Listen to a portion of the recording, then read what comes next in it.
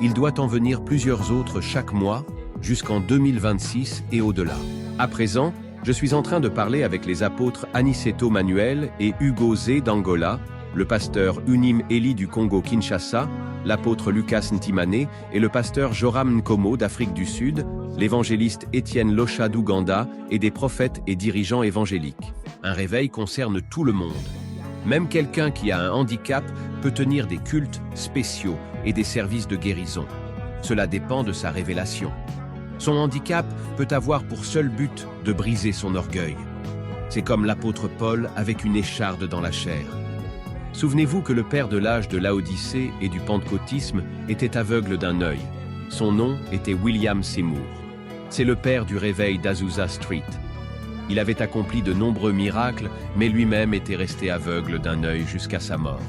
Un homme peut être un récidiviste de péché hier et se sanctifier aujourd'hui et tenir un culte spécial ou un service de guérison.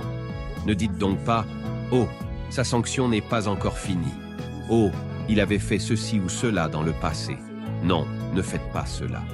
Ne soyez pas étonnés.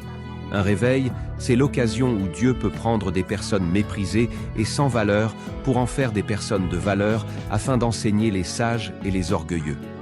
À quiconque a une révélation pour tenir un culte spécial ou un service de guérison, donnez-lui l'occasion de le tenir. Et lors des cultes spéciaux ou des services de guérison, des personnes, même des païens et des enfants, manifesteront des dons spirituels. Même des femmes, quoiqu'elles tardent, viendront ici et dirigeront des services de guérison, car j'ai déjà dit que des femmes viendront. Peu importe les mépris à leur endroit, elles viendront et prévaudront. Le vrai ministère de la femme, c'est ici dans le message du prophète Kakou Philippe, où elles ont leur véritable place que Dieu leur a donnée.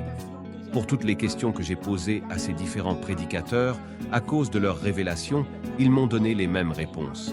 Et ils n'avaient pas de questions à me poser sur leur conduite et leur ministère, car leurs questions, c'est à Dieu qu'ils les posent directement dans leurs prières et ils ont les réponses à travers leurs révélations. Et à cause des sports de main, ils ont tous revu leur consécration. Si tu es sorti de la maison avec l'ancien pantalon, souviens-toi que c'est dans le nouveau pantalon que tu avais mis l'argent et que l'ancien pantalon a les poches percées. Et tu dois veiller à fermer ta porte et ta fenêtre.